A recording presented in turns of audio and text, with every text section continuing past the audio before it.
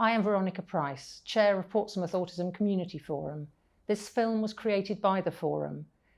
There are between 2,000 and 4,000 autistic people in Portsmouth. You will know some of them. They all deserve the safest, healthiest, and most independent life possible. We wanted to let autistic people share some of their stories. The stories will give you an insight into life as an autistic person in Portsmouth, and they will also help you to think about how you might make our city more autism friendly. What is autism? Autism is complicated. Every autistic person is different. Autism is a lifelong developmental condition which affects how people experience and interact with the world. Some of the impacts can include communication challenges, sensitivity to light, sound, taste, or touch, masking one's natural self in order to fit in, a need for routine, experiencing meltdowns, shutdowns, and autistic burnout, having highly focused interests, anxiety and depression, a higher likelihood of having co-occurring conditions or other neurodivergence, more likely to experience bullying, abuse, and isolation, significantly higher risk of suicide. What is neurodivergence? A neurodivergent person is someone whose brain functions differently from the majority, the neurotypical.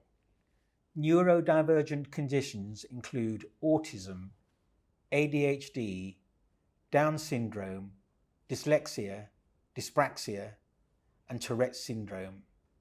Individuals may be termed as either neurodivergent or neurotypical. Why is language important? The language we use is very important. Using the right words is empowering and supportive. It shows that you have listened.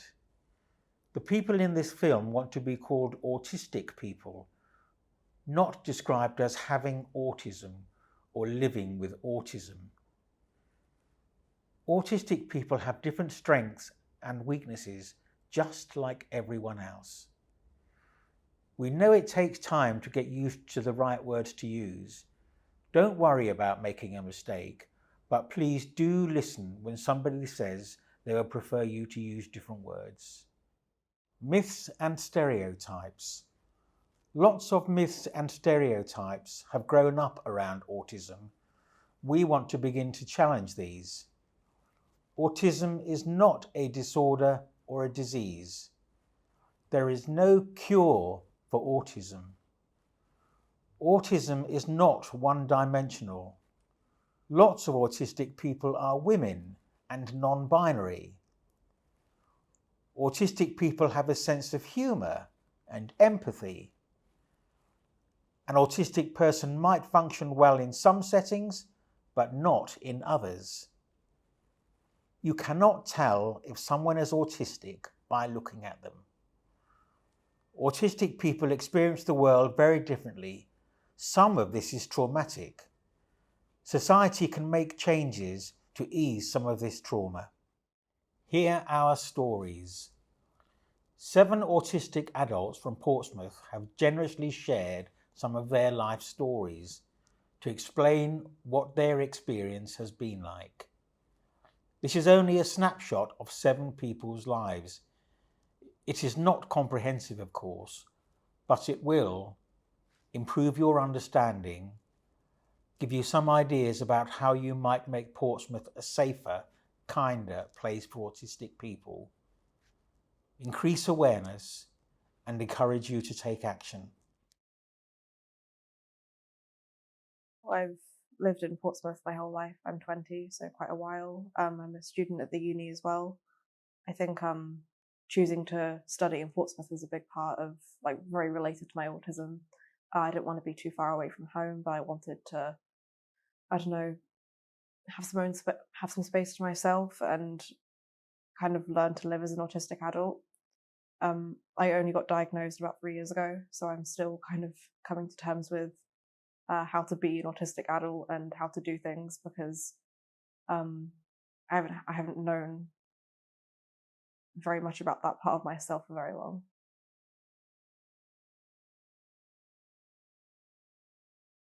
I think what made me hesitant about getting a diagnosis is that because so much of the information is outdated, I didn't feel autistic enough. I felt that because it impacts women differently to men, so much of the information that we were taught at A-level psychology and on the internet was geared towards men, and so I felt that I was too high functioning to be autistic, and I didn't feel like I could warrant a diagnosis based on everything about me.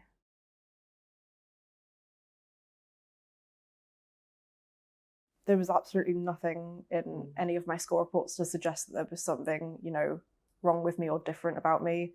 I was always just labelled as very quiet, very shy, very hardworking, and I guess no one ever thought to kind of look a bit further into it.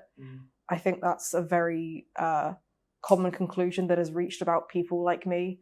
All my friends who are neurodivergent have said that they were always labelled as like the quiet, shy girl that just got on with the work and didn't talk to people, but it was never examined. The reason behind that was never examined, and it makes it very difficult because then you start doubting yourself when no one around seems to acknowledge what is so different about you. I would say that I'm very good at masking. I'm very capable of coming across as confident and neurotypical, and if I absolutely have to, I could survive like that for a brief period of time. That's what I would do in school, but it is extremely exhausting and debilitating.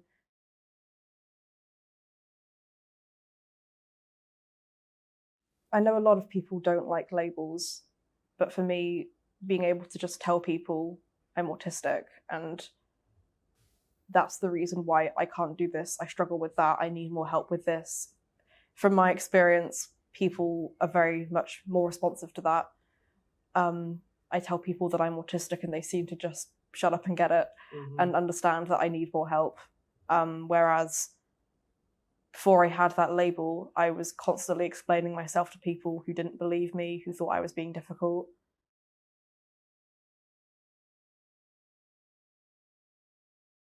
I think the best part of getting the diagnosis for me is that I felt like who I was made sense. Before, I felt like there were 10 different things wrong with me and there were all these things that I was doing incorrectly. But having the label and having the diagnosis just really meant to me that there's nothing wrong with that. That's just who you are and that's completely okay.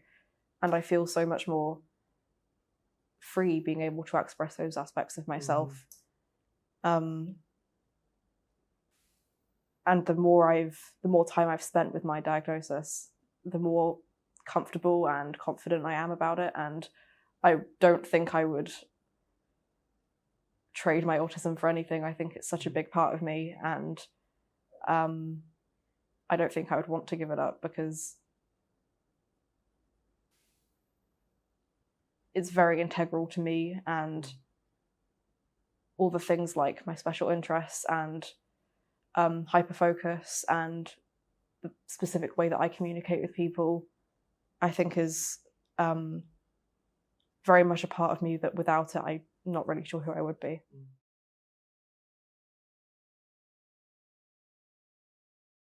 There definitely are some. A lot of the time I compare myself to the people around me. I don't have that many autistic friends, and so I feel very broken sometimes. I can't do a lot of the things that they can. I struggle with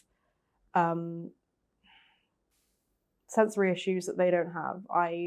It took me 20 years to get a job, and there's all these different things that people seem to be able to do that I know that I can never do. And while I know in my head that doesn't devalue me as a person, it's not a good feeling when it seems like everyone around you can do things and you can't.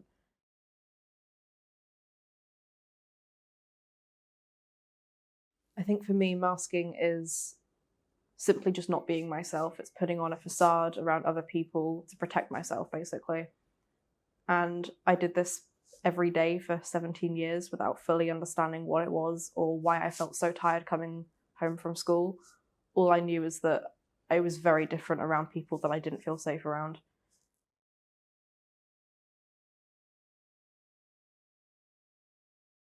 It took me until a couple of years ago to realise that meltdowns and shutdowns were not normal and not everyone experiences them. I thought coming home from school and just being non-verbal for a couple of hours and not being able to move was just how life was, and I would have to get used to it. And for me specifically, those manifest when I'm in situations that are bad sensory-wise, or I'm out of social battery and I can't talk to people anymore, and when I've been masking for too long. For me, typically, meltdowns they manifest similar to a panic attack. So I have problems regulating breathing, and it takes me quite a while to calm down from those.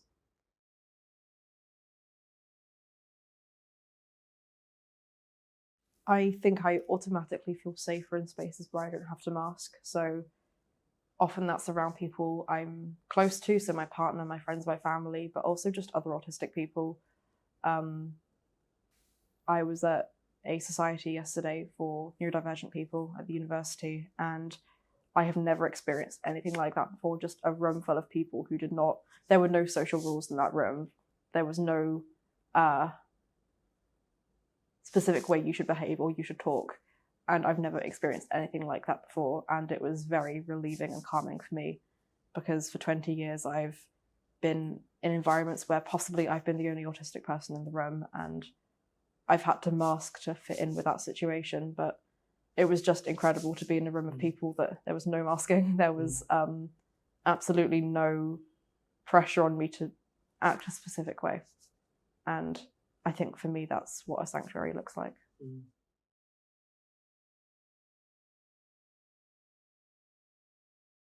I think the biggest way that my autism impacts me is my need for routine. And so if I'm expecting to be doing something at a certain time of day and the plans change or it doesn't go through, I feel like I cannot function until the next day. It feels like the whole world is ending, which is something difficult for holistic people to understand, I think.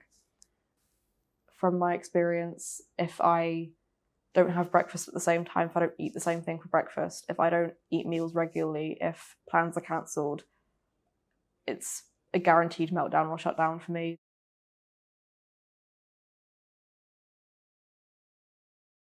I think the bottom line is listen to autistic people themselves. Research is great, professionals are great, mental health professionals are great, but at the end of the day, autism is so individual to every person that has it, and no two autistic people are the same. And so you cannot generalize any research or any mental health advice to autistic people in general.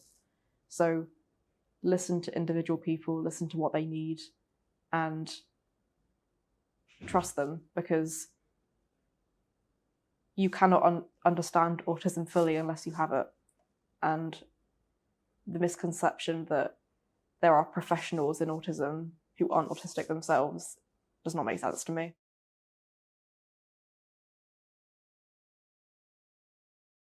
To me, the idea that functioning labels are a thing is absolutely ridiculous. I think the myth in society that you can be a little bit autistic or someone is more autistic than another person is just not true at all.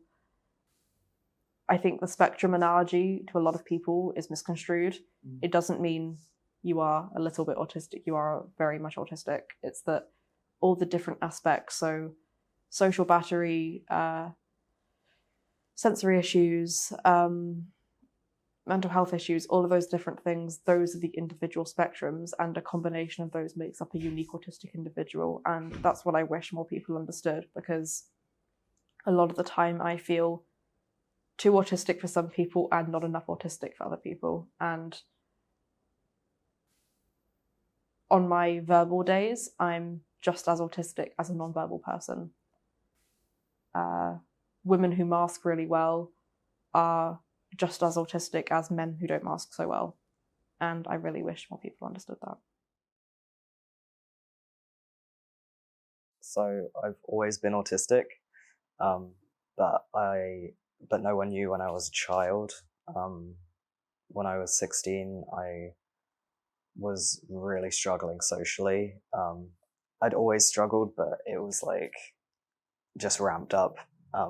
I'd stayed at the same school for a few years, and I realized that like I wasn't settling in. I was about to start college, and I talked to my GP about getting a diagnosis of being autistic. After 2 years on the waiting list, I got that diagnosis. I'm really happy about that. I do think I'm also ADHD, but I'm on the waiting list for that, so I'll be seen in a few years. Some people think it can be cured. I don't know how you could cure it without changing who I am fundamentally. Every single experience I've had has been through the lens of being an autistic person. I literally wouldn't have the same values and goals in life if I wasn't autistic.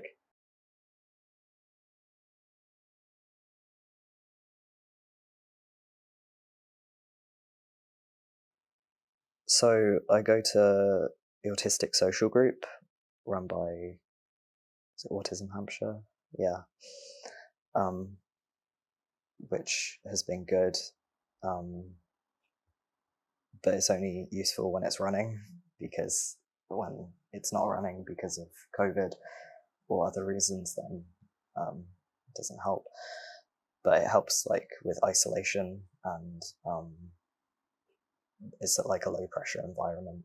So you don't have to talk to people, you don't have to interact much if you don't want to. It's just nice being in the same room as people that understand. Before I went to the social group in September last year, September or October, like I can count on one hand the number of other people that I saw that year. Yeah. Can get very isolated. Like, obviously, because I have my partner, I'm never like alone, or like I don't have to be alone. But yeah, sometimes you need more input from other people.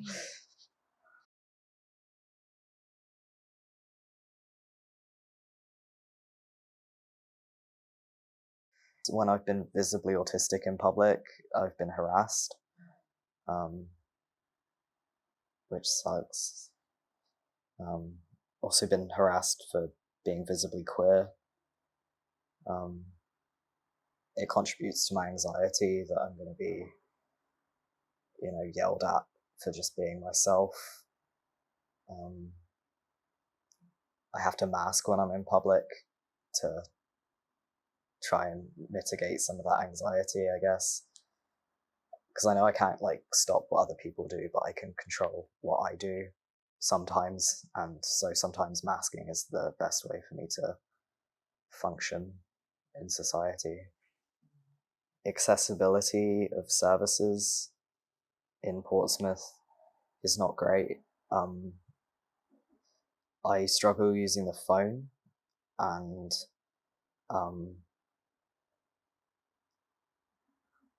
I have real anxiety about using the phone, as well as the sensory problems with it. Like, it's hard to talk to someone who's not visible to me.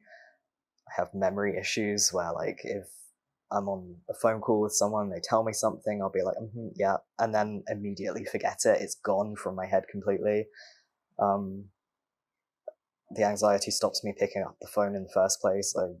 Making a phone call is really, really difficult for me. Answering the phone is almost as difficult. I don't like giving my number to people because it will absolutely throw my day if they call me. And yeah, services in Portsmouth tend to be mostly phone-based. I know some places you can kind of walk in, but places like banks and benefits, charities, support groups, things like that tend to just have a number on their website and no other way of contacting them. And that's along with my disabilities that's got me into financial trouble before, because I couldn't contact the people I needed to. If there's no option for text chat, web-based text chat, or email, then I might not be able to get in contact with someone. I've had before where I had to really psych myself up to make a phone call. I needed my partner's support. It took me a few days to be ready to do the phone call, and then I was on their website and I did the phone call, and it went straight to a voicemail with an email to email them the query. And I was like, why did it need to do that? Why did it need to go through a voicemail to give me the email rather than just have it on the website? And yeah, I've had like just a small issue with a bank that I couldn't fix because they didn't have any way of contacting them online. I wanted to sort of do it myself, but with my partner's support, we went into the bank together in person, and they told us that we then needed to call someone else rather than one of the numbers that was listed online. I asked, do they have like a way of doing it by like email, and they said no. Yeah, and then my partner ended up calling them for me. There was an issue on their end, so it was sorted quick. But yeah, but that was something that worried me for months and months. Like, reduces my functioning to like have to have that in my head at all times. I was thinking of asking for support from a charity in Portsmouth that sort of provide peer support with financial problems based around mental health. But I looked at their website and they had a phone number and they didn't have any other way of contacting, so I just didn't reach out to them. I see a lot of like, I've always, in every like service that I've accessed, there's always a push for like, you need to be more independent than you currently are and things like that. A big way for me to be more independent would be able to contact services myself via email or web-based text chat, and yeah, it would reduce my reliance on my carer, basically. A teacher decided to call me Stupid Bobby, and so another teacher decided to call me the weakest link in the chain, and things like that, which not very particularly helpful. Not that I understood why, because I only had quite a small group of friends, probably because I was excluded by the others, most likely. But I remember one of my school teachers, but my small group of friends tended to be the high achievers. Right. Whereas I wasn't. I was always at the bottom of the class. Right. And one teacher one day said to a very good friend of mine at that time, who's now a pharmacist, he said, why is Bobby even your friend when he's so stupid and you're so clever? I didn't believe, on an A level, I didn't believe that I was stupid. Right.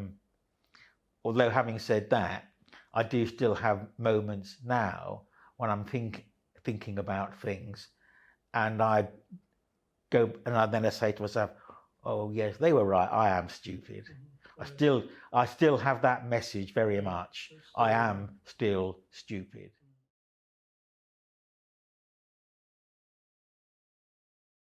So I always considered that I was different in some way. Some people found me very different, although that wasn't specifically expressed in that way. Some people quite unkind. I didn't really understand what that was about.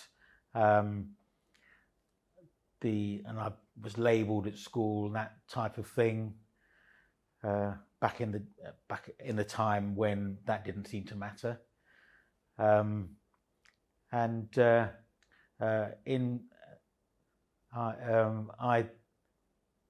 couldn't hold down jobs, and that was because people were quite dismissive of me. So it was like, oh, don't bother coming back.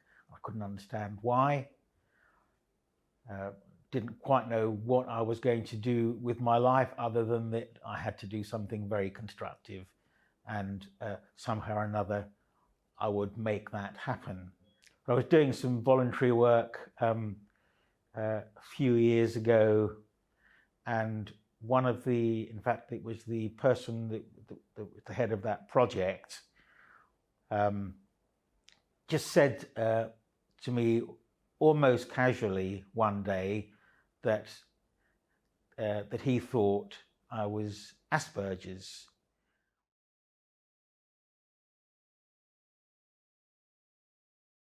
I don't.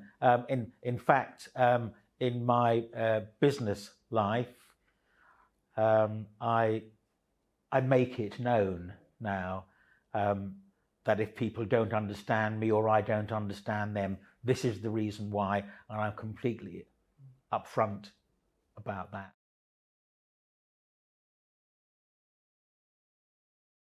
Well, certainly when I was young, my life experiences were overall quite negative. Mm-hmm. I can't think of anything right now that impacts on me negatively.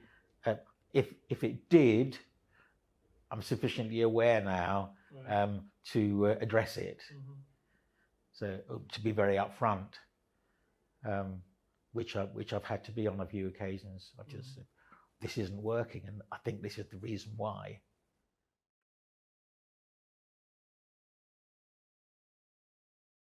There might have been one or two minor things, but they'd have been made by people who are aware. And so they might know that things would be easier for me if things were slightly different. Yeah, just the odd remark where I have thought that person understands that I might need things to be a little bit differently to understand. And that's because that person understands about people like me. It's been noticeable sometimes that when people have responded to me, either by an email or if you've spoken on the telephone, that they are being particularly clear. Mm-hmm. And I think to myself, and I sense that is because they are picking up on what I have said in my little email footnote. I've used the term, what you're asking me to do is the same as asking a man with no legs to climb that flight of stairs. Right. I can't do that, but it's invisible. You can see that man's got no legs, so you wouldn't dream of asking him. So I let people know. Right. Don't ask me to do this because I won't be able to.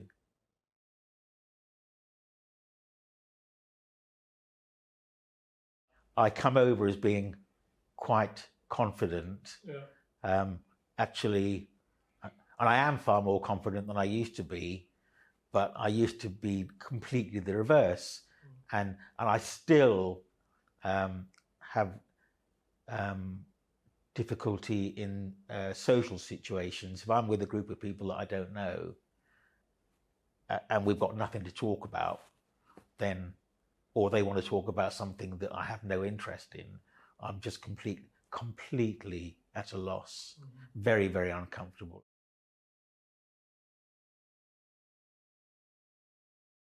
Dealing with the council is quite a good one, in fact, but sometimes other organisations where they absolutely refuse, it seems to me, to accept that I need it to be different. Mm-hmm. And I've tried to say that I don't understand this, please help me because I want to understand, and you're not allowing me to understand. You're not assisting me in understanding.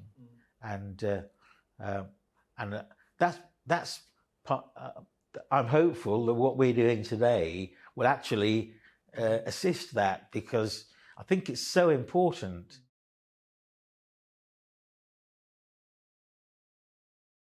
I've been aware for a long time now that I think I present quite well. I'm quite a good communicator, and people tend to trust me, which they're right in doing, and have confidence in me, which I believe they're right in doing. that's sort of a skill that I've had to develop, because if I hadn't developed that skill, I would still have been stupid Bobby.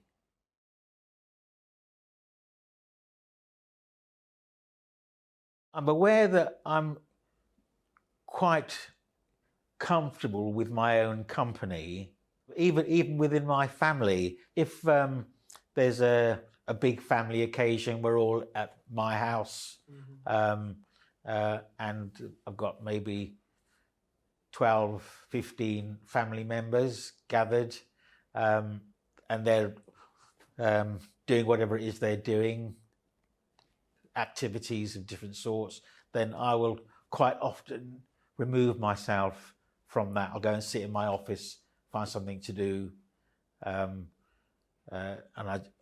people, they just recognise that I will disappear.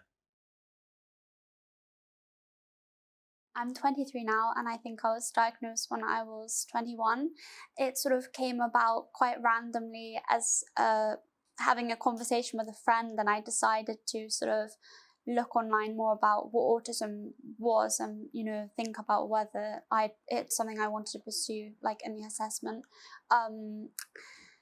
And so I mentioned it to my mum, and she was quite supportive of me going through with that. And then I went for the assessment, and the sort of initial assessment, and they said, yes, we're quite intrigued by you, we want you to go for the full assessment.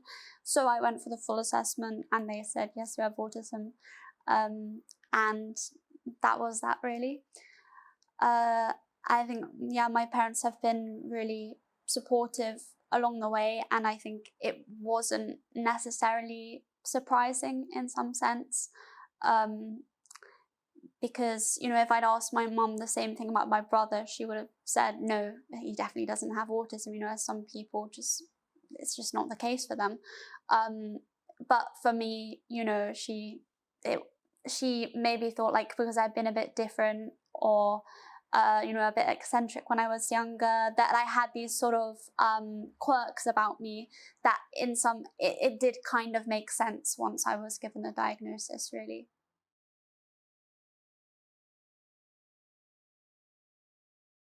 I've always lived in Portsmouth, apart from being in uni in Bristol for a few years, but I've always been in Portsmouth. Yeah, I really love being in Portsmouth. I'd say probably my favourite thing about Portsmouth, and something that the whole pandemic and lockdown has really made me appreciate, is the beach. And probably 2 or 3 times a week, every single week, I run or walk along the beach. And I just love the beach, really, because it's always different. Even, in the winter and the weather's rubbish, but you see the waves crashing and the sky is really grey, and as long as you've got enough layers on, it's really nice, and you can get hot chocolate. But then equally in the summer, if the sea's out really far and it's calm and it's the sunset and you can see the sand, it's just really lovely. I just think, you can take the same walk or run, you can take the same route so many times, but every time it seems like it's different to me. You can always notice different things.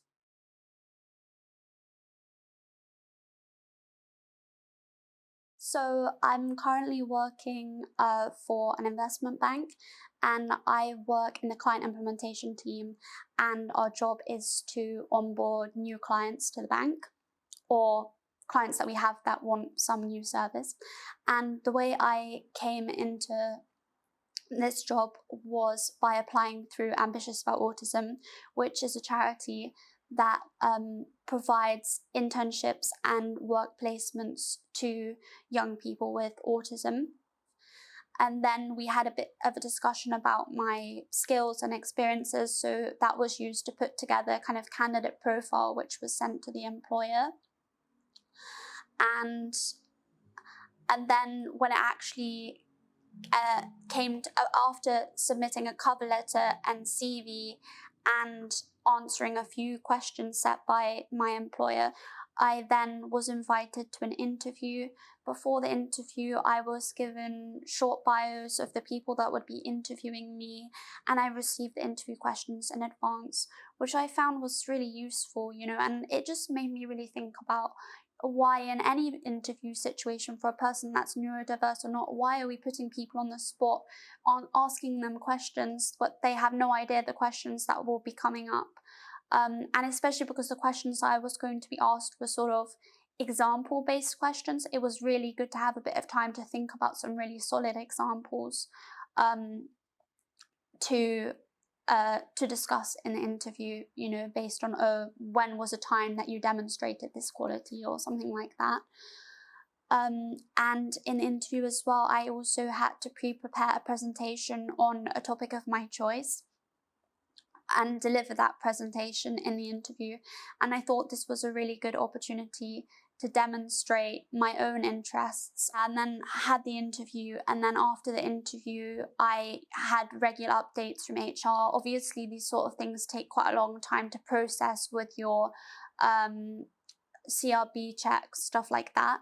But there was always communication from HR about what was happening, when I could expect things to be sorted, when I'd be starting the role.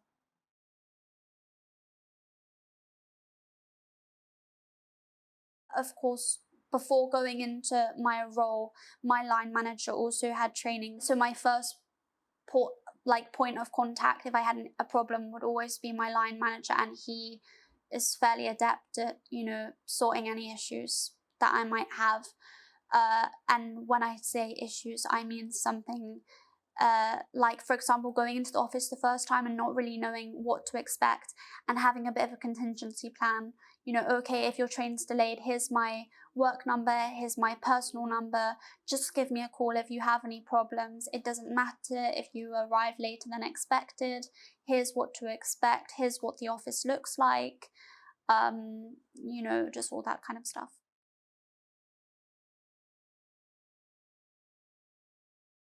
It's not really something that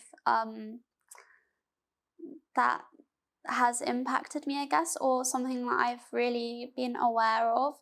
But I think, in my personal experience, having autism, I've met other people through through Autism Hampshire, and that's been quite nice to make those connections and to meet up with people, and especially because, I've got friends from school or whatever. Having made friends through Autism Hampshire, you can talk about autism and how that affects you, and it's sometimes really cool to have those conversations, and you're like, oh my god, literally same, I agree with all of these things you were saying. So it's a different kind of connection that you make with people, having friends that also have autism. Obviously, autism is not the same for everyone, but actually that is a really nice thing.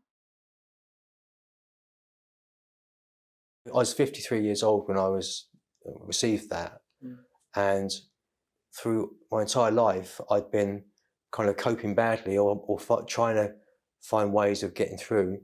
And to suddenly find this out about myself at this point was kind of, they say bittersweet, and I think in a way it was, because I was happy to know, but then felt a regret that I hadn't known, up until then. And the reason why I had a regret is because I struggled, I struggled a lot with being in the world, with working in groups with people, especially, and maybe I could have found some way of having a better understanding of that.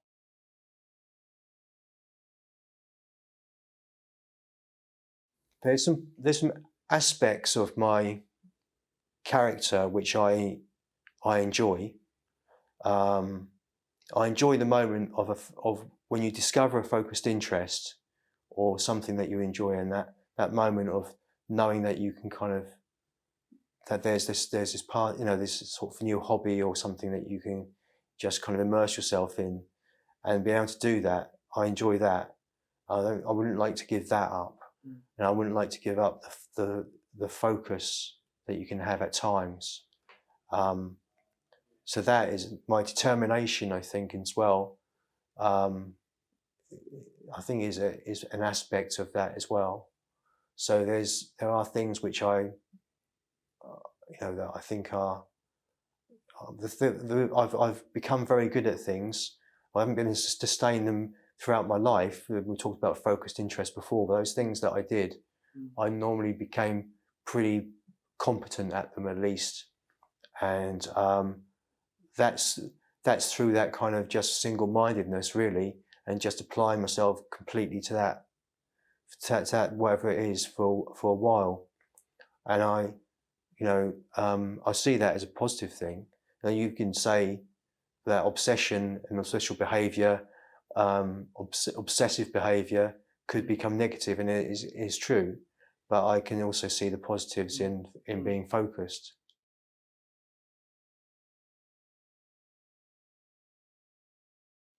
I have challenges, and as a person, as me personally, I have challenges, and I wouldn't know necessarily to say this is because I'm autistic, this is the problem, because I have comorbid conditions that are associated with it, such as anxiety, low mood, been a big problems with me, and they're almost so closely connected with autism at times. You could say that is part of that autistic condition, but I would certainly say that it's a challenge that I have as a person, and I could say that I have challenges with people still, even though I work with people. I have challenges, over time, and that can cause me. I need to manage it. I need to manage how I cope with it. So there are challenges I have.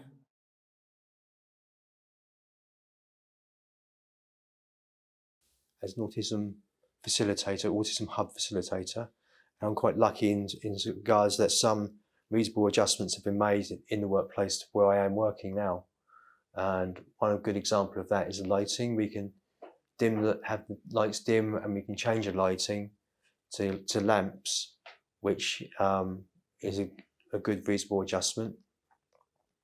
There are also at times I can wear noise cancelling headphones, and it's okay to do that. And we use fidget toys a lot, and it's okay to do that.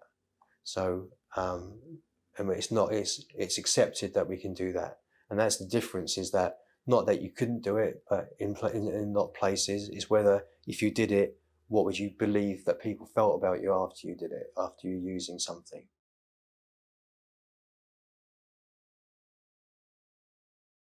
Yeah, so masking is a huge part of how I function and how I've always functioned. And so I've always masked to some level, and sometimes I've masked almost to adopt a different persona. So the masking, you could say, is is appearing in a kind of a neurotypical way, and I sort of feel almost like a presenter mode, a work mode, if you like, and that's how I've got through life, and I went through. That's what I do now. I sort of mask in the day and go home, and sometimes I don't think I ever, like very short periods, unmask. It depends. At home, sometimes I'm still masking, but so it's a big, and it is a challenge, because if you can mask, then people don't believe that you have an issue because you appear okay. And that's one of the things in the workplace. Someone could be neurodivergent and be masking, seem all right on one level, but not be coping at all. And so that's one of the things that needs to be considered. In the workplace, someone could be masking and appearing completely normal and confident and may not be having challenges, but that may not be the case. So if someone's neurodivergent, or someone's neurodivergent, kind of have an awareness that what you see is not necessarily what they are feeling.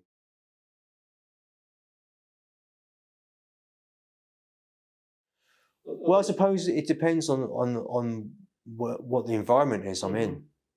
I mean, sometimes I can have a bad day and I can feel that I have shut down, and so that there's grades of that as well. So there's levels of where I would shut down, and then I can kind of feel that I'm doing that, and I mask more as I'm going through, and so I realise I'm doing it. I become more probably inauthentic to myself. So, but then that takes more energy as well. So all this is exhausting to do it. And then so depending on who I'm talking to and where I am, is how much that happens. No, I mean, there's things like, I like the morning, the early morning. And also maybe that's one of the reasonable adjustments that I do have now. I start work looking at the computer early in the morning because there's no distractions and I can kind of stay focused on it. And I found that's a very useful thing for me to do because it's quiet, because outside is quiet, you know, so, you know, I like to do things very early if I can. So I'm better in the morning than I am later on.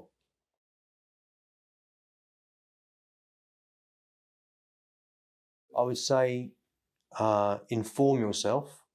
So in whichever way, you know, get some information, talk to some autistic people, and ask them what their life is, what their experience is, and when they've told you that, try to remember it, and you know, take action based upon it.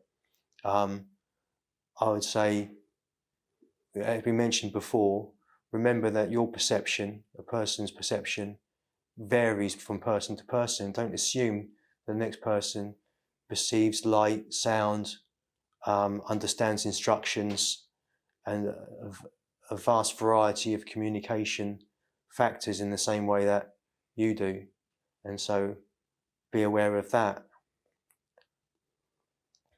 And try to take reasonable adjustments, make reasonable adjustments for someone if they've asked for it.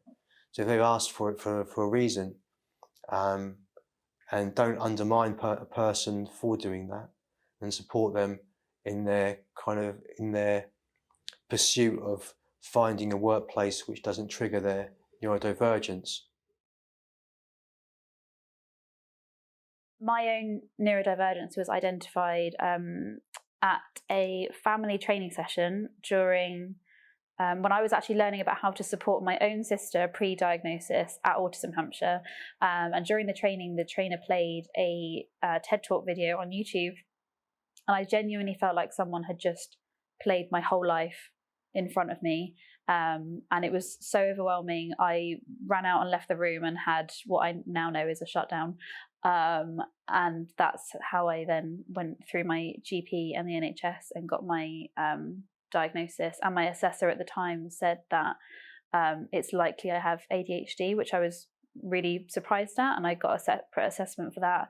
And again, I assume, I'm going to be really honest, just to help understanding, I assumed that the stereotype was a really hyperactive boy being naughty in a classroom, kicking chairs over, and how wrong I was after I'd learned about it. And I thought, my goodness, this is me as well. And it just proves how capable we all can be of labelling and judging, and how important it is for us to speak up and explain just how diverse neuro conditions can be. Because I was also, you know, labelling and judging myself, and I'm totally okay to admit that, because I didn't know any more.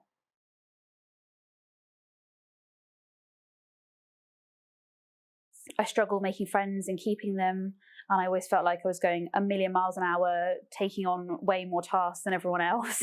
I wondered why I was so impatient about certain things, and why things like losing possessions frequently or the timing of an outing changing was so distressing. And now I know that all of those things can be strengths, and it's helped me to understand how to cope, not all the time, in fact rarely at the moment, with situations when I am distressed, but I am slowly, very slowly understanding that these triggers will always be my triggers because that is me, and it's how I explain now to others and be more assertive about my needs. That's my next step.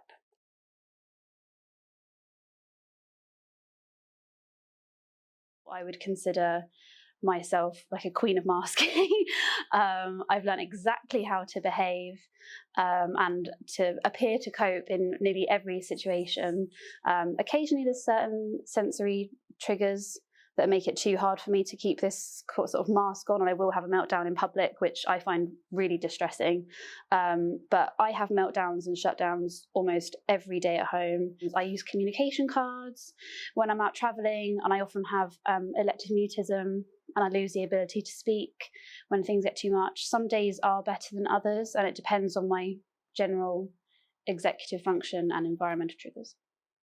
I got diagnosed when I was 28 years old, and on reflection, I was at primary school, and I remember children playing and thinking, like, that doesn't interest me or seem fun, and I don't like it, and it made me very anxious being around people very close, but everyone else was doing it, so I did it. And then I remember looking at people's faces and thinking, oh, well, that means happy and that means sad, and I've just learned to copy nearly everything.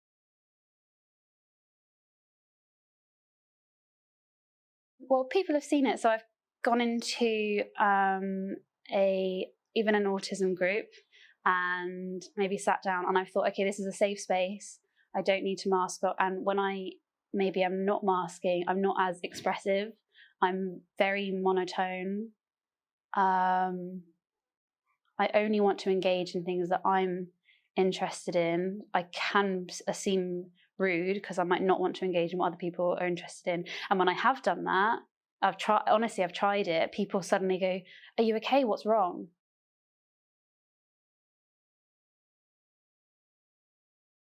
I think trust is huge, and I think more understanding in a more diverse way is needed. As I said, I still think, as much as we are starting to break down barriers, and I think the work that we're doing as a community and that other people are doing to support the neurodivergent community is amazing, but it needs to be done on such a larger scale so that people understand that autism and other types of neurodivergence looks so different. I think there's lots of things that Portsmouth could do. I think we as a community could teach our community about what it can look like from a diverse range of perspectives and experiences, and also like teach people about keeping up to date on terminology, so because it's always changing as all kind of language changes, not just in our community. I think that should be done. I think there could be training for staff at like larger corporations and organisations, maybe in the city first, and then maybe optional events for public to come along to, where we present things.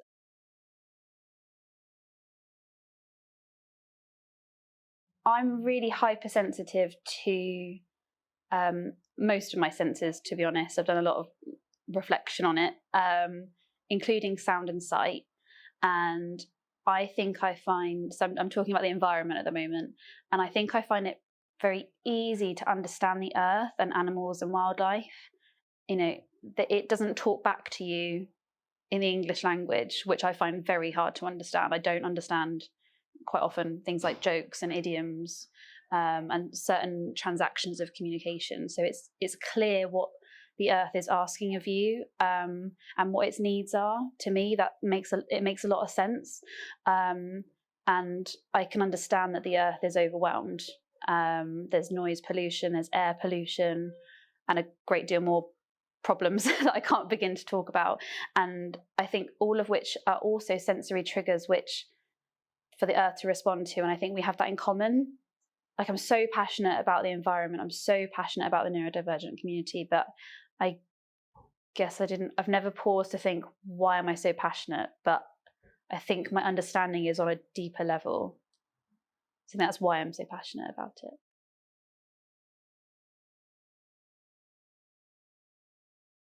So I think some would describe me, possibly anyone who knows me would describe me as a bit of a workaholic, or I love work, I thrive on work. I have 20 diagnosed physical health conditions, 6 diagnosed mental health conditions, as well as my autism and ADHD.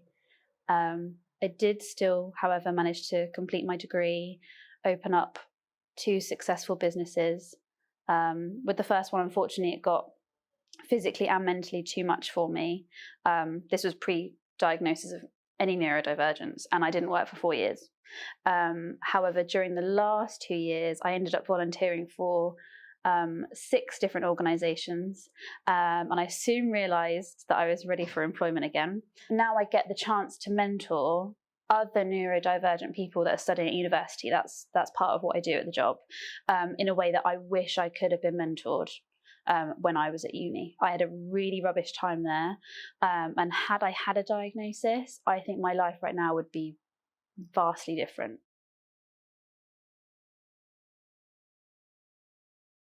Living in Portsmouth is really important to me. I was born in Brighton and I grew up in Southampton, so I've always been by the sea, and that's the way I like it. Portsmouth is such a loving community. The city suits my needs really well and it sits well with my values, and I feel that we're quite forward thinking as a community, and people are really willing to embrace change and be considerate of others.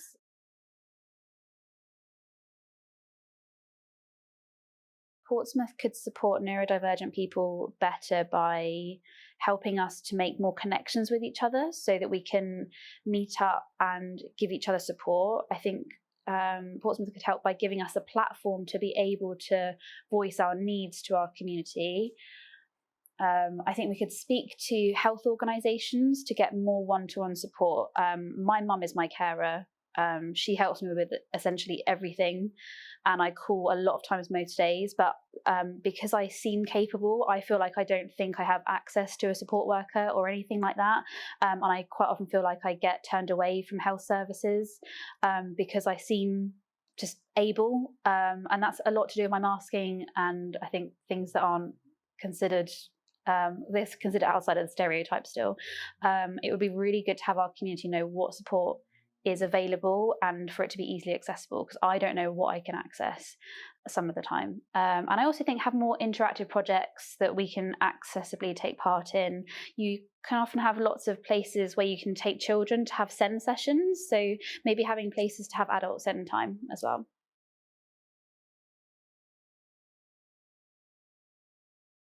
I mean, right now, hopefully I'm coming across as quite calm, probably capable. There might be people that watch this that think, oh, she doesn't seem very autistic. But I know I'm going to go home now. I'm probably going to cry. I will have either a shutdown or a meltdown. And that for me is a normal part of life. But when I'm in like a health appointment, I will try my absolute best to kind of keep face, as people say, and do my best to appear, I guess, neurotypical and fit in and say all the right answers to all the questions.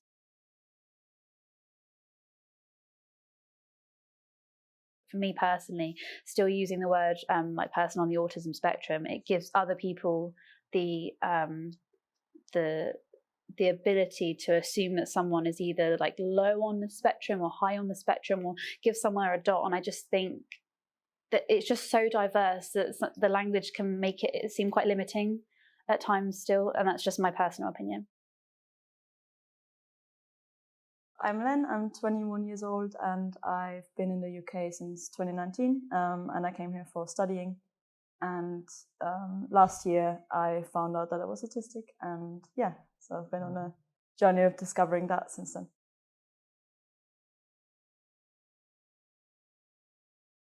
Yeah, a year ago, my partner at the time suggested that I might be autistic, and that really made me feel really weird and sort of made me question my entire life up until now.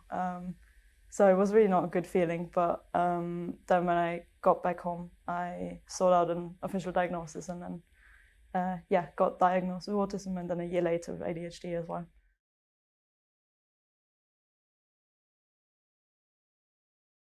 I didn't actually get any support in the time from when I've been told that I might be autistic to an official diagnosis. But right after, I've actually met someone from the local community here beforehand and knew that she was autistic. And immediately after, basically went to her and asked, okay, what does that mean now for my life? And that really helped me, just connecting with people, connecting with the autistic community, whether that's online or in person, while you're still questioning or while you're still in that process of figuring it out. That would be really important because it just makes it feel less lonely and like you have a place in the world, even if you get a diagnosis or don't get that. What was really useful for me is just hearing the diversity of people's experiences, because there's a lot of things in your life that you wouldn't expect to be impacted by your neurodivergency or by being autistic, but by reading other people's experiences, you kind of realize, oh, that's why this happened, or that's why I'm like that, which just helps to understand yourself better and also just be kinder to yourself.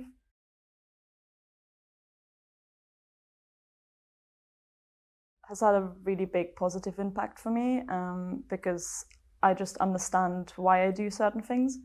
And beforehand, I may have thought I can't do this because I'm lazy or because I'm not smart or anything like that. But now I just know my brain works differently, and I'm way kinder with myself in everyday situations, whether that's big decisions or just really small things day to day. It's just making me feel like I'm not wrong. I'm just another person.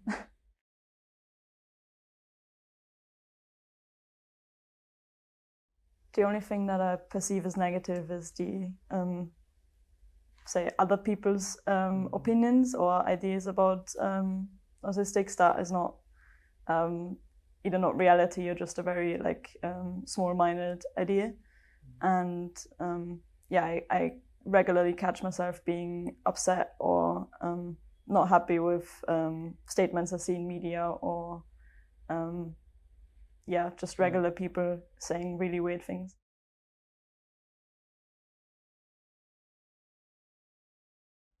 Positive things I just know about the community we have here. So partly, just everyday people at university or in groups just supporting each other.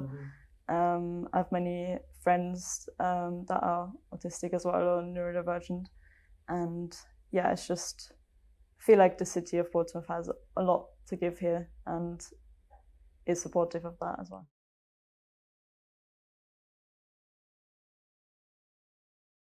Everyone I've told and requested adjustments for has at the university given them to me, and I think the only time I haven't received reasonable adjustments is just because I myself wasn't ready to request them.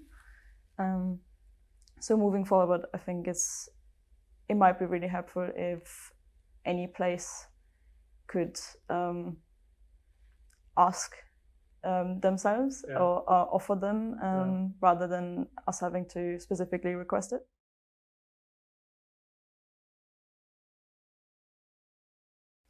So masking for me is very, it takes a lot of energy for me, but I think before I found out I was autistic, I've just been doing it automatically, so it's really hard to not do that when I'm in spaces, even with people that I trust. But it's definitely affecting me a lot when I'm in public situations. Afterwards, I'm always, for a couple hours or even the next day, I'm really tired and can't really function properly. So it's really, really difficult. But I'm starting to get to a place where with people I trust, I can unmask, so it becomes a more comfortable space.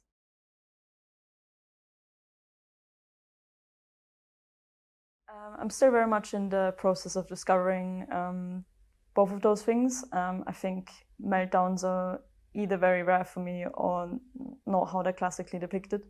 But I think I do experience shutdowns in the fact that when I'm in social situations, masking a lot, at some point I just run out of energy and I can barely speak anymore. I can't pay attention, and I really need to basically get home into a dark room and just not do anything for a while. That is hard to generalize. It really depends on what I'm doing. So really in situations where I mask a lot. So as I said, like social situations, long evenings with strangers, that's all I can think of really.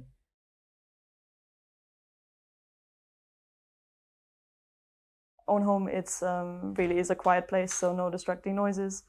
The lights are not very bright. I often put noise cancelling headphones on and listen to music, so I can kind of create my own little safe space wherever I am, or most of the time, by just doing that. And I think if a place were to make a quiet room with the same things, I'd say, so like not too bright lights, opportunities to have headphones on. I think either a space to lie down really in something comfortable, or the space to move around as well. So not too crowded, confined, or like cluttered as well.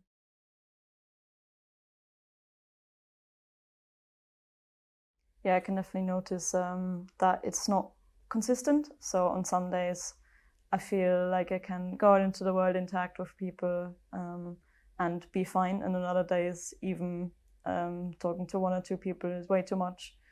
And obviously the world is not made for that. You can't just one day go into your job and the other day not.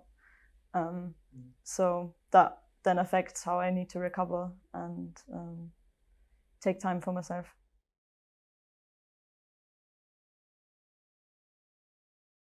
I think my key message would be to be proactive and to ask people what support you can give them or what reasonable adjustments would be suitable.